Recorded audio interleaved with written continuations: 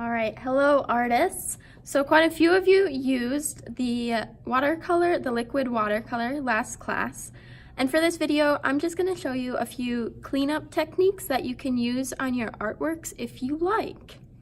So for this liquid watercolor here, I had an idea when I started it, but the liquid watercolor didn't allow me to add as many details as I wanted to. So I'm gonna add some details to this artwork here with some markers, Sharpie, and crayon. All right, so here I have some mountains and I was kind of going for a dragon here. So I'm just gonna outline some of those shapes with my Sharpie, all right?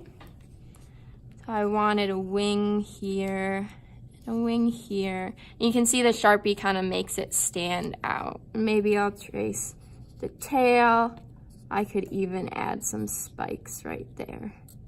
That's a little bit easier to do with marker than with that liquid watercolor, all right?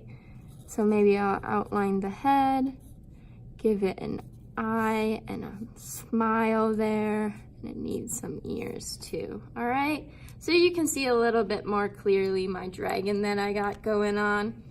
If I wanted to add some red just to fill it in a little bit more or add some detail, you can see I can do that with a similar color too. All right.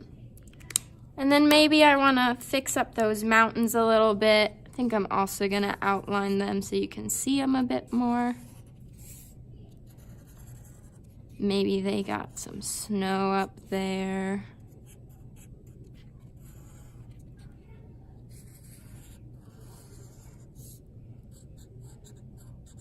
All right. And then I got a whole lot of white space too. And I think I want to color my sky with the blue crayon. So I'm going to go in and add some color, some blue sky color, okay?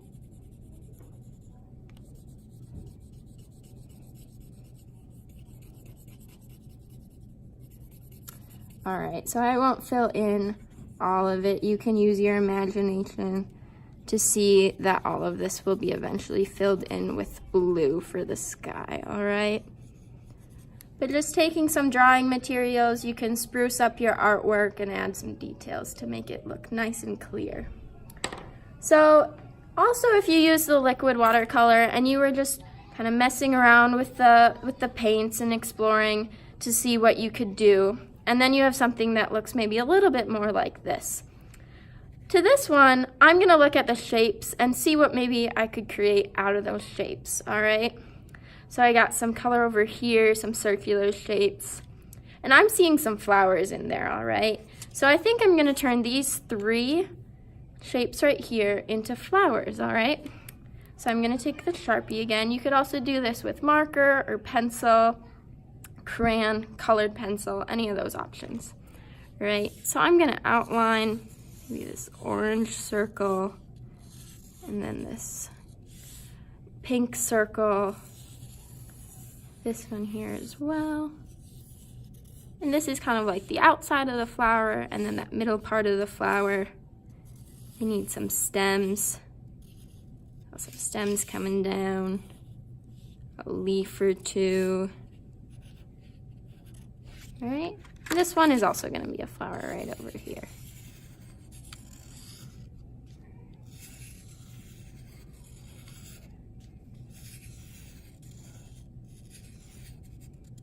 All right, also needs a stem and a flower. So I made those shapes into a flower. I also have these blue marks in here. They make me think of water, like raindrops with the flowers. So maybe I'll turn those blue drops into raindrops. And it doesn't have to be perfect. You see how I'm just kind of putting the shape over the color that I had. All right?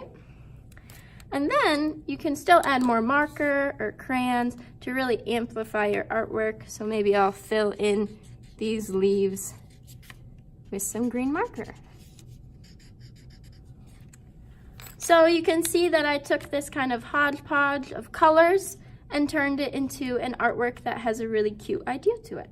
All right, so give that a try, artists.